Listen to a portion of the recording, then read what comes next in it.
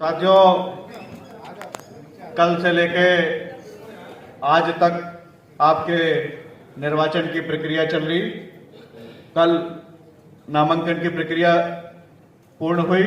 नामांकन के पश्चात ये निर्धारित हुआ कि किन पदों पर हमें मतदान करना है। आज सुबह वोटिंग की प्रक्रिया हुई। उसके उपरांत भोजनावकाश के बाद काउंटिंग की प्रक्रिया संपन्न हुई।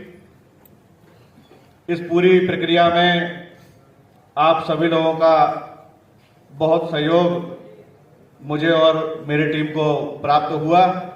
यहाँ उपस्थित सभी सदस्यों को मैं हृदय से आप सभी लोगों को धन्यवाद ज्ञापित करता हूं कि आप सभी लोगों ने निर्वाचन की प्रक्रिया संपन्न कराने में अपना सहयोग प्रदान किया। जो परिस्थितियां हम लोगों के सामने उत्पन्न हुई, मित्रों, वो स्थितियां व्यक्तिगत रूप से अच्छी भी हो सकती हैं, खराब भी हो सकती हैं। दक्षिण, इसमें एक ही नामांकन हमें प्राप्त हुआ था, अरविंद कुमार साहू जी का।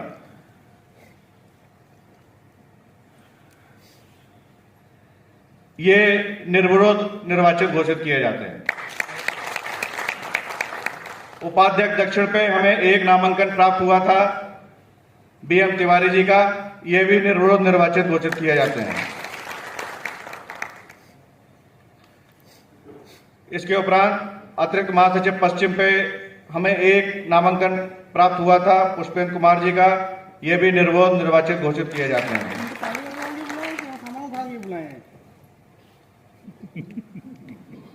उपाध्यक्ष पश्चिम पे दो प्रत्याशी थे, सौरभ अग्रवाल जी, राजनेश जी।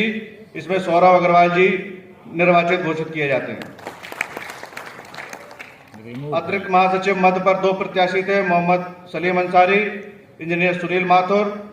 इसमें सुनील माथुर जी निर्वाचित घोषित किए जाते हैं। उपाध्यक्ष मध्य पे दो प्रत्याशी इसमें थे, अनुभव सिंह जी, रॉबिन कुमार जी। जिसमें अनुभव सिंह जी उस समय अपनी प्रत्याशिता जाहिर करने के लिए यहाँ पर उपस्थित नहीं थे, इसलिए उनका नामांकन वहां पर निरस्त हुआ। इसके बाद एक नामांकन हमारे पास शेष रह गया था, रॉबिन कुमार जी का। वो भी निर्वाचित घोषित किए जाते हैं। अतिरिक्त महासचिव पूरब, इसमें दो प्रत्याशी थे, कृष्ण शरण यादव जी और इंजीनियर हिमांशु। इसमें इंजीनियर हिमांशु निर्वाचित घोषित किए जाते हैं। उपाध्यक्ष पूरब पे हमें एक नामांकन प्राप्त हुआ था, इंजीनियर संजीव कुमार चौधरी जी का। वो निर्विरोध निर्वाचित घोषित किए जाते हैं।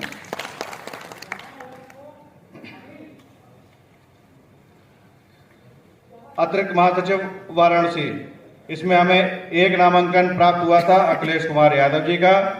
वो निर्विरोध निर्वाचित घोषित किए जाते हैं।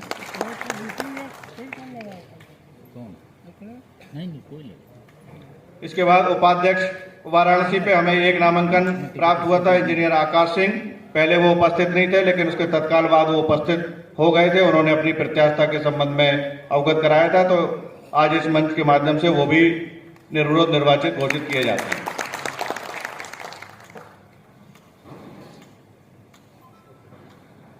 सदस्य दातव्य निधि 4, इस पर हमें एक नामांकन प्राप्त हुआ था, चंद्रभूषण यादव जी का। वो भी निर्विरोध निर्वाचित घोषित किए जाते हैं। सदस्य दातव्य निधि 3, इस पर एक नामांकन पत्र हमें प्राप्त हुआ था, इंजीनियर राकेश चौहान जी का। वो निर्विरोध निर्वाचित घोषित किए जाते हैं।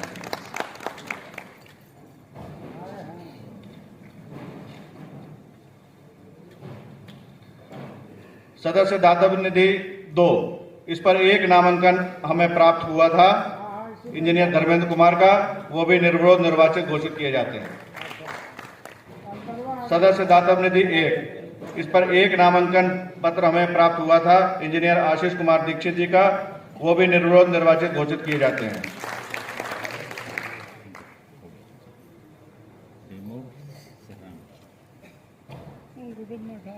संप्रेक्षक द्वितीय, इसमें एक नामांकन हमें प्राप्त हुआ था, इंजीनियर प्रकाश सिंह का।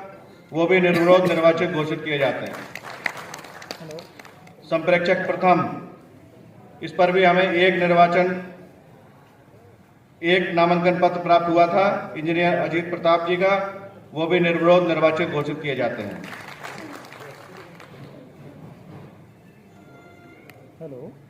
वाइस चेयरमैन दातव्य निधि, इस पर हमें 2 नामांकन पत्र प्राप्त हुए थे इंजीनियर संतोष कुमार सिंह जी का, इंजीनियर संजीव कुमार जी का। मतदान के पश्चात इंजीनियर संजीव कुमार निर्वाचित घोषित किए जाते हैं।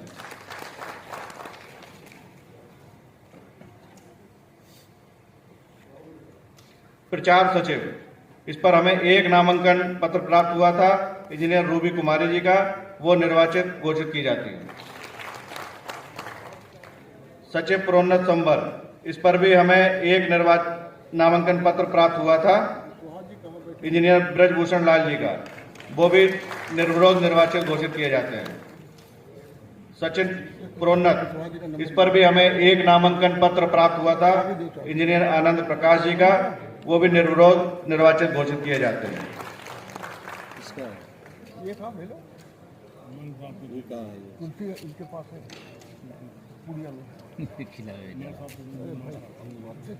संगठन सचिव, इस पर भी हमें 1 नामांकन पत्र प्राप्त हुआ था इंजीनियर सतीश कुमार वार्ष्णेय जी का, वो भी निर्विरोध निर्वाचित घोषित किए जाते हैं।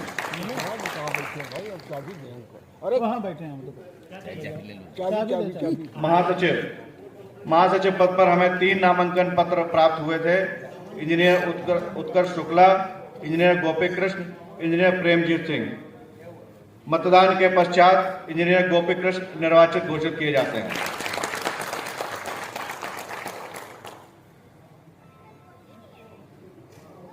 वरिष्ठ उपाध्यक्ष पर हमें 1 नामांकन पत्र प्राप्त हुआ था इंजीनियर संजीव कुमार सिंह जी का, वो निर्विरोध निर्वाचित घोषित किए जाते हैं। कार्यकारी अध्यक्ष, इस पर हमें 4 नामांकन पत्र प्राप्त हुए थे इंजीनियर संतोष कुमार का, इंजीनियर राजकुमार गुप्ता जी का, इंजीनियर अविनाश कुमार पांडे जी का, इंजीनियर रवि वर्मा जी का। इसमें मतदान की जो प्रक्रिया संपन्न हुई उसके उपरांत इंजीनियर राजकुमार गुप्ता जी निर्वाचित घोषित किए जाते हैं।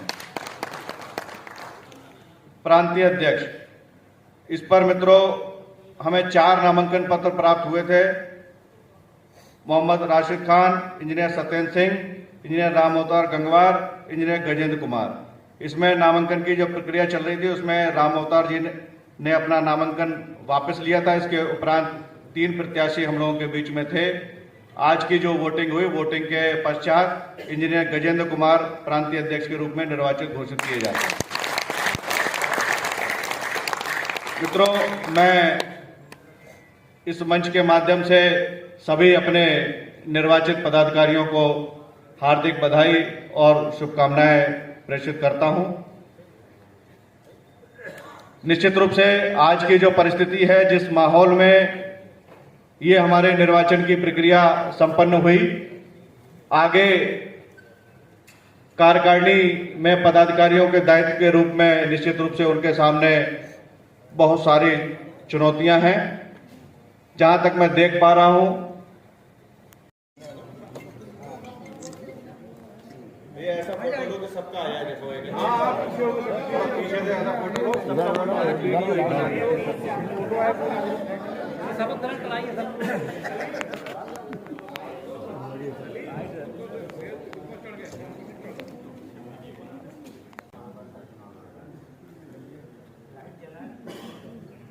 साथियों, जैसा कि हम सभी लोग जानते हैं कि हमारे संगठनों की ये परंपरा रही है, जो पदाधिकारी हमारे निर्वाचित होकर आते हैं तो वो जिस पद के लिए निर्वाचित होकर आते हैं उसके दायित्वों को पूरा करने के लिए वो शपथ ग्रहण करते हैं। इसी क्रम में जो आपके संगठन में व्यवस्था है शपथ की, उस शपथ को मैं यहाँ बोलूँगा। जैसे ही मैं यहाँ से बोलूँगा मैं, तो आप लोग उसके बाद अपना नाम और अपने पिताजी का नाम लेंगे। इसके बाद जैसे जैसे मैं बोलते जाऊँगा आप लोग उसको दोहराते जाएंगे।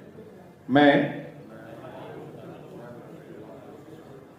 जो कि संघ के पद, अपने पद का नाम ले लें जिस पर निर्वाचित हुए हैं, पर निर्वाचित हुआ हूं, ईश्वर को साक्षी मानकर यह शपथ लेता हूं कि मैं संविधान के प्रावधानों के अंतर्गत सच्ची लगन, सेवा के साथ लोगों की भलाई के लिए कार्य करूंगा और पद पर रहते हुए मद्यपान नहीं करूंगा।